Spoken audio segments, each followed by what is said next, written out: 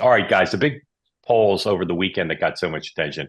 One, an NBC News poll, the national poll. I continue to not understand national polls, but NBC News national poll showing Harris up big. And then out this morning, New York Times polls.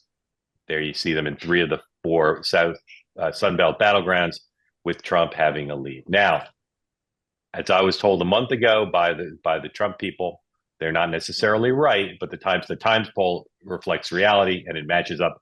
Some private polling suggests that what they forecast a month ago, which is that over time, once the Harris honeymoon ended, that she would fall back to where Joe Biden was before the Biden Trump debate, which is to say behind sufficiently in the four Sunbelt states that are a path to victory, was winning Michigan, Pennsylvania, Wisconsin, and Nebraska too.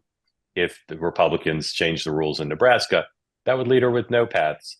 Doesn't mean the Trump people are right. But if you do, as I do, which is talk to both sides and credit those who are making arguments as possibly right, Sean, is it possible that we're right where the Republicans said we'd be, based on the Times poll, that Donald Trump is pulling the Sunbelt states back and she's going to have a very narrow single path and maybe no path?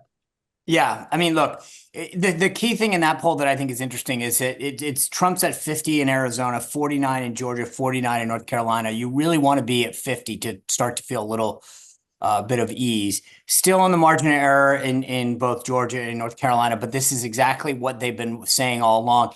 And I don't think it's a stretch to think that those three states in particular, who have a history of voting Republican, Georgia and Arizona in particular, come back home, right? They were anomalies, extremely close last cycle. So that's not the North Carolina, I think, will continue to be close. But the bottom line is, if you take those three states, which I do think Trump will, all you need is one in that blue wall. So Michigan, Wisconsin, or Pennsylvania, I'm particularly bullish on Pennsylvania. But the bottom line is, that's if he picks off one more state, he wins. And that's the key thing, the Trump victory. And it's not just he can go Wisconsin, he can go any of the three, and that puts him back in the White House. She needs to get everything. And that's the difference when it comes to the Electoral College, is that it's a much better road for him than it is for her right now.